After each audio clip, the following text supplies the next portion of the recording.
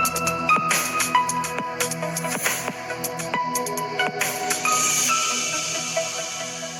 friends, എല്ലാവർക്കും മറ്റൊരു പുതിയ വീഡിയോയിലേക്ക് സ്വാഗതം. It's me Akhil Satheesh and welcome to Akhil Satheesh world. Engineering students ആണ്, കോളേജുകളിലേക്ക് പോകാൻ വേണ്ടി കാത്തിരിക്കുകയാണ് എന്നറിയാം. നിങ്ങളുടെ ഫസ്റ്റ് ഇയർ ഇതാ ഇവിടെ തുടങ്ങാൻ പോവുകയാണ് ദിവസങ്ങൾക്കുള്ളിൽ. അതായത് 10ാം തീയതി ഒഫീഷ്യൽ ഡേറ്റ് വന്നു. ഓൾറെഡി ചില കോളേജുകളിൽ ഓറിയന്റേഷൻ ആരംഭിച്ചു കഴിഞ്ഞിരിക്കുന്നു. ഫസ്റ്റ് ഇയർ എഞ്ചിനീയറിംഗ് സ്റ്റുഡൻസ് ആണ്, ഏത് യൂണിവേഴ്സിറ്റിയും ആയിക്കോട്ടെ, ഈ വീഡിയോ നിങ്ങൾക്ക് വേണ്ടിയുള്ളതാണ്. ആരും പറഞ്ഞു തരാത്ത ചില കാര്യങ്ങൾ നിങ്ങൾ ഒരു പക്ഷെ പിന്നീടാണ്, അതായത് ഒരു സെമസ്റ്റർ ഒക്കെ കഴിഞ്ഞിട്ടാണ് ഈ വീഡിയോ കാണുന്നതെങ്കിൽ നിങ്ങൾക്ക് തീർച്ചയായിട്ടും വർത്തായിട്ട് തോന്നും. വീഡിയോ മുഴുവനായും കാണുക, നിങ്ങളുടെ എഞ്ചിനീയറിംഗ് ഫ്രണ്ട്സിലേക്ക് ഇപ്പോൾ തന്നെ അയച്ചു കൊടുക്കുക. സോ ഗൈസ്, +2 ഒക്കെ കഴിഞ്ഞു, നിങ്ങൾ പ്രൊഫഷണൽ കോളേജുകളിലേക്ക് പോവുകയാണ്. നിങ്ങൾക്ക് അവിടെ കിട്ടുന്നതും പ്രൊഫഷണൽ ആയിട്ടുള്ള നിങ്ങളുടെ കോളേജ് ഫ്രണ്ട്സിനെയാണ്. കീമോ വഴിയൊക്കെ വന്ന ഗവൺമെന്റ് കോളേജിലാണെങ്കിൽ അങ്ങനെ, അല്ലാതെയാണ് എങ്കിൽ പോലും എന്താണ് +2ലേക്ക് അത്യാവശ്യം നല്ല മാർക്കുള്ള കുട്ടികളായിരിക്കും.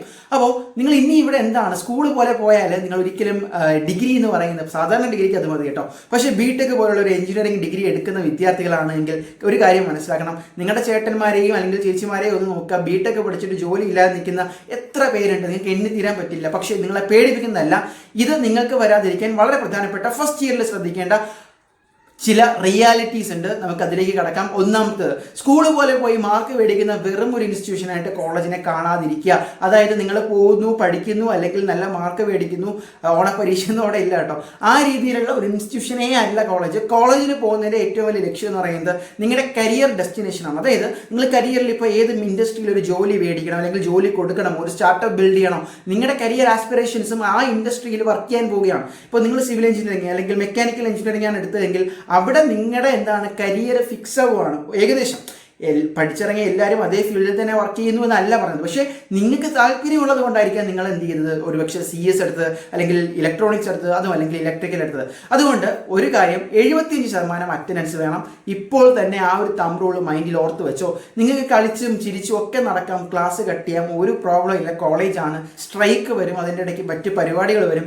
പക്ഷേ അവസാനം കളിച്ച് നടന്നിട്ട് കൂടെയുള്ളവർ എന്ത് ചെയ്യും, 75% എന്ന് പറയുന്ന ബേസ് ലൈൻ ടച്ച് ചെയ്യുമ്പോൾ നിങ്ങൾക്ക് പിന്നീട് കട്ട് ഡൊണേഷനും ബാക്കി ഒരുപാട് കാര്യങ്ങളും ഫൈനും ഒക്കെ അടച്ച് പരീക്ഷ പോലും എഴുതാൻ പറ്റാത്ത അവസ്ഥയിലേക്ക് വരും. പല കോളേജുകളിലും സംഭവിച്ചിട്ടുള്ള കാര്യമാണ് കഴിഞ്ഞ വർഷമൊക്കെ. അപ്പോൾ ഇപ്പോഴേ മൈൻഡിൽ വയ്ക്കുക, അതിനനുസരിച്ച് സെമസ്റ്റർ പ്ലാൻ ചെയ്യുക. നിങ്ങളുടെ 2 സെമസ്റ്ററാണ് ഫസ്റ്റ് ഇയറിൽ, അറ്റ്ലീസ്റ്റ് 75% അറ്റൻഡൻസ് കിട്ടാൻ എന്തൊക്കെ ചെയ്യണമോ അതെല്ലാം ഇപ്പോഴേ പ്ലാൻ ചെയ്യുക. അറ്റൻഡൻസ് മസ്റ്റ്, അത് മാൻഡേറ്ററി ആണ്. ഇനി രണ്ടാമത്തെ പ്രധാനപ്പെട്ട കാര്യം, നിങ്ങൾ ഇത്രയൊക്കെ നമ്മൾ ഒരുപാട് കാര്യങ്ങൾ സ്കിൽ ഡെവലപ്മെന്റ്, അപ്സ്കില്ലിംഗ് ഒക്കെ പറഞ്ഞു. പക്ഷേ അക്കാദമിക്സിൽ നിങ്ങൾ ഒരു പക്ഷേ പാളി പോയാൽ നിങ്ങൾ ഇഷ്ടപ്പെടുന്ന കമ്പനികളിലേക്ക്, ഇഷ്ടപ്പെടുന്ന കോഴ്സുകളിലേക്ക് പോകണമെന്നില്ല. കാരണം K2വിൻ്റെ അണ്ടറിൽ പോലും എഞ്ചിനീയറിംഗ് പഠിച്ചിറങ്ങുന്നതിൽ പാസ് പെർസെൻറ്റേജ് എന്ന് പറയുന്നത് ഏകദേശം 60% താഴെയാണ്. അതായത് 100 കുട്ടികൾ ബിടെക് ലാസ്റ്റ് പരീക്ഷ 4 വർഷവും കഴിഞ്ഞ് എഴുതുമ്പോൾ സപ്ലി ഇല്ലാതെ പുറത്തിറങ്ങുന്നവരുടെ എണ്ണം എന്ന് പറയുന്നത് 60-ന് താഴെയാണ്. സപ്ലികൾ ഉണ്ടാക്കാം, കുഴപ്പമില്ല. പക്ഷേ സപ്ലികൾ ഒരുപാടുണ്ടായാൽ നിങ്ങൾ പോലും ഡ്രോപ്പ് ഔട്ട് ഇയർ ബാക്കിലേക്കും ഒക്കെ ആകുന്ന ഒരു അവസ്ഥ വരും. അതുകൊണ്ട് അതാത് സെമസ്റ്ററുകളിൽ, പ്രത്യേകിച്ച് ഫസ്റ്റ് ഇയർ ആണ് നിങ്ങൾക്ക് പഠിക്കാൻ എളുപ്പം, കോമൺ ആയിട്ടുള്ളത്. സോ ഇതിൽ എന്ത് ചെയ്യുക, മാക്സിമം എഫർട്ട് ഇടുക എന്നുള്ളതാണ്. ഫസ്റ്റ് ഇയർ ബേസ് ഇല്ലാതെ പോയി കഴിഞ്ഞാൽ S3, S4, S5 ഒക്കെ പണി കിട്ടും. ഞാൻ എഴുതി തരാം വെള്ള പേപ്പറിൽ. കാരണം നിങ്ങൾ ഇപ്പോൾ ഇടുന്ന എഫർട്ട് എന്ന് പറയുന്നത് നിങ്ങളുടെ കോളേജ് ലൈഫിൽ വളരെ ഇമ്പോർട്ടൻ്റ് ആണ്. 2 രീതിയിൽ ചിന്തിക്കുന്നവരുണ്ടാകും. സ്കൂളിൽ നിന്ന് കോളേജിലേക്ക് വന്നപ്പോൾ ജസ്റ്റ് ഇപ്പോൾ ഒന്ന് ഭയങ്കര ലാവിഷായിട്ട് കളിച്ച് നടക്കാം എന്നുള്ളത്. പക്ഷേ അങ്ങനെ നടന്നോളൂ, പക്ഷേ സീരിയസ്നെസ് വിട്ട് അത് ചെയ്യരുത്. കാരണം ഫസ്റ്റ് ഇയറിൽ നിങ്ങളുടെ ഇടുന്ന എഫർട്ട് നിങ്ങളുടെ കരിയറിനെ തന്നെ ഡിഫൈൻ ചെയ്യും. കമ്മ്യൂണിക്കേഷൻ സ്കില്ലായിക്കോട്ടെ, സോഫ്റ്റ് കോഡിങ് സ്കില്ലായിക്കോട്ടെ, അല്ലാത്ത സോഫ്റ്റ് സ്കിൽസ് എന്തായാലും ഇപ്പോഴാണ് ഡെവലപ്പ് ചെയ്യേണ്ടത്. ഈ സമയത്താണ് നിങ്ങൾക്ക് നെറ്റ്വർക്ക് ചെയ്യേണ്ടത്. വലിയ ലോഡ് വരുന്നില്ല, സ്റ്റഡി ലോഡ് വരുന്നില്ല. പക്ഷേ അത് സീരിയസ്നെസ് ആയിട്ട് പഠിക്കാനുള്ളത് പഠിച്ചു തീർത്തുകൊണ്ട് സീരീസ് 1, സീരീസ് 2 നല്ല മാർക്ക് മേടിക്കുക. 2 സീരീസാണുള്ളത്. പലരും സ്കൂളിലേക്ക് യൂണിറ്റ് ടെസ്റ്റിൻ്റെ രീതിയിലാണ് സീരീസ് എക്സാം ഒക്കെ എഴുതുന്നത് ഞാൻ കണ്ടിട്ടുള്ളത്. അങ്ങനെ എഴുതി കഴിഞ്ഞാൽ അതിൻ്റെയൊക്കെ ആവറേജ് എടുത്തിട്ട് നിങ്ങളുടെ ഇന്റേണൽസ് എന്ന് പറയുന്നത് നിങ്ങളുടെ ടോട്ടൽ പരീക്ഷയുടെ 40% മാർക്ക് ഡിസൈഡ് ചെയ്യുന്ന ഒരു ഫാക്ടറാണ്.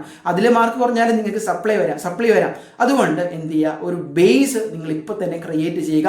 മാക്സിമം ഫ്രണ്ട്സിനെ നെറ്റ്വർക്ക് ചെയ്യുക. അതായത് ആവശ്യമുള്ളത്, ആവശ്യമില്ലാത്ത ഒരുപാട് ഫ്രണ്ട്സ് നമുക്ക് കോളേജിലുണ്ടാവും. നിങ്ങളുടെ കരിയറിനെ ഗൈഡ് ചെയ്യുന്ന, കൂടെ നിൽക്കുന്ന, മീൻസ് ഗ്രോത്ത് മൈൻഡ് സെറ്റുള്ള ഒരുപാട് പേരെ നിങ്ങളെ സറൗണ്ട് ചെയ്തിടുക.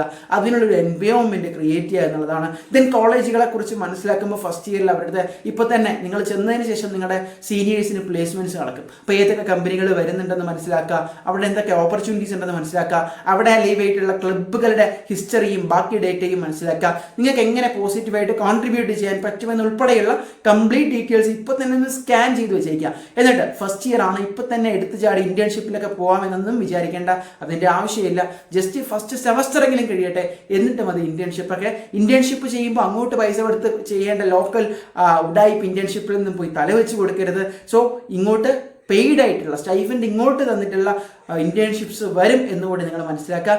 നിങ്ങളെ റീഡയറക്റ്റ് ചെയ്യാനും അല്ലെങ്കിൽ മിസ്ലീഡ് ചെയ്യാനും ഒരുപാട് പേര് കോളേജിലുണ്ടാവും. അപ്പോൾ നിങ്ങൾക്ക് എന്താണ് ആവശ്യമെന്നുള്ളതും നിങ്ങൾക്ക് എവിടെയാണ് എത്തേണ്ടത് എന്നുള്ളതും കൃത്യമായിട്ട് മനസ്സിലറിഞ്ഞ് വേണം എന്ത് ചെയ്യാൻ, കോളേജ് എന്ന് പറയുന്ന വലിയൊരു ലോകത്തേക്ക് ചുവടെടുത്ത് വെക്കാൻ.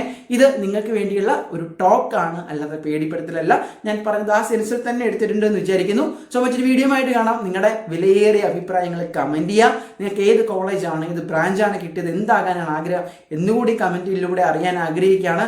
സോ ഗൈസ്, ഇപ്പോൾ ഞാൻ താഴെ സ്ക്രീനിൽ കാണിച്ചിരിക്കുന്ന പോലെ KQ സ്റ്റുഡൻസ് ആണ് എങ്കിൽ കംപ്ലീറ്റ് സ്റ്റഡി മെറ്റീരിയൽസ് അവൈലബിൾ ആണ്. താല്പര്യമുള്ളവർ എന്ത് ചെയ്യുക, മെസ്സേജ് ചെയ്യുക. ബൈ.